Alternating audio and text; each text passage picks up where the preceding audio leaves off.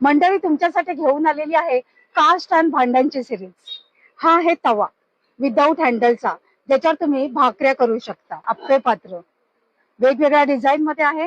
हे स्क्वेअर मध्ये आहे, हे राऊंड मध्ये आहे आणि ही थोडी मोठी साईज आहे। सुंदर असे हे कास्ट आयर्नचे फ्राय पॅन खूप हेवी आहेत, दोन साइजेस मध्ये अवेलेबल आहे। तवे आहेत, हा बघा, हा एक चपातीसाठी तवा आहे, समजा डोसा तवा आहे हा।